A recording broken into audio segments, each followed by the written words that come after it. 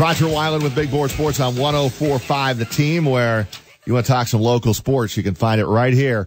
Every morning, 10 to noon, we're all over the local scene, and James Allen is all over the local scene. A lot of high school stuff has been going on. We are inching our way closer, to the end, but we still have teams right now in softball, in baseball, in lacrosse that can win state championships. And we love it when we have local teams that win state championships. And it happens. It happens. It could happen again this year. Big Game James Allen joins us here on Big Board Sports with a busy high school schedule. Good morning, Big Game.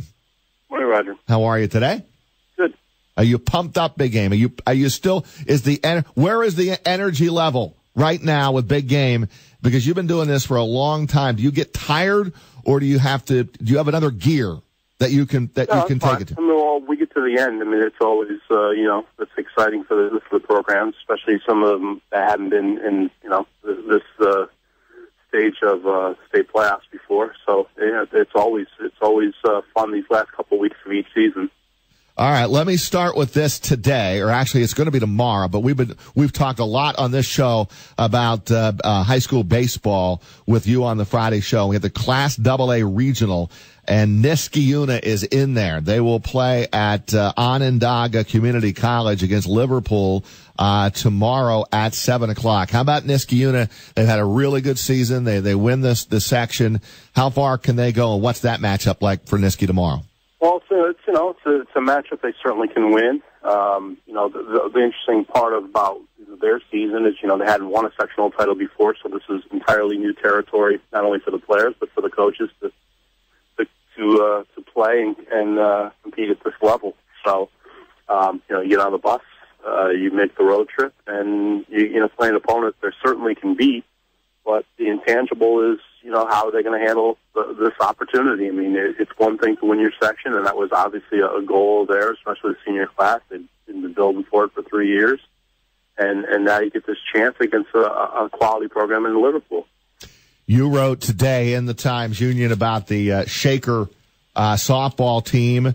The headline in the Times-Union is "No Blues for these Bison," and they have a matchup today, actually, right? In the Section 3 against Section 3 champion Cicero North Syracuse in the state quarterfinals for the Shaker softball team. Give me a little update there. What kind of matchup do they have, and their chances of winning today? Well, they played their best softball of the season, Roger, to win the sectionals, and they did it all in the same week.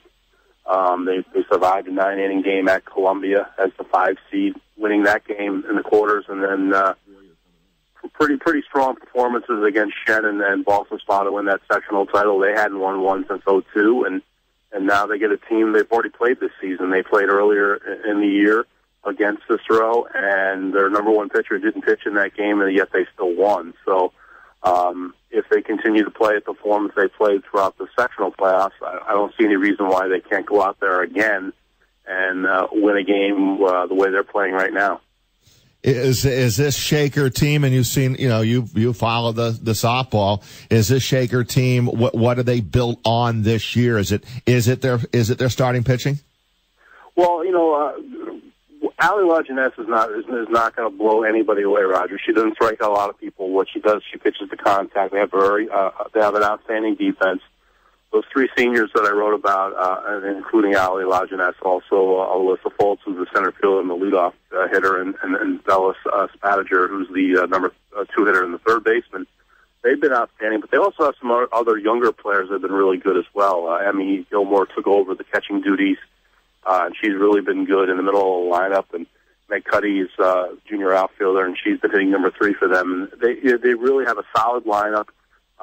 They've been hitting the ball really well, especially when you look at the playoffs. You scored 11 runs against the number 1 seed, and then they scored 5 against Boston Spa, a team that they had lost to in the regular season.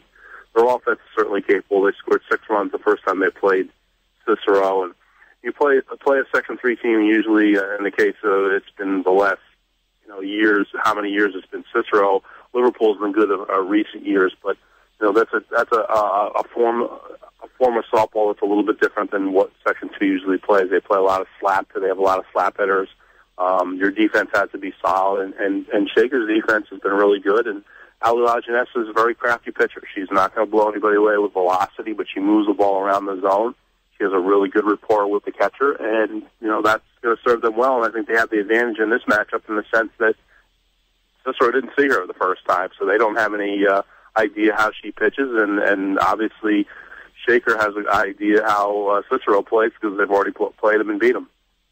Big game. I believe it was the night you and I were waiting out a thunder and lightning delay at Mahonison that the Glens Falls boys lacrosse team won a sectional championship. And there are members of that team who have won a sectional title this year alone in football, basketball, and boys lacrosse. I would imagine there are other examples of that throughout history of Section 2, but can you give us some perspective on just how rare that might be?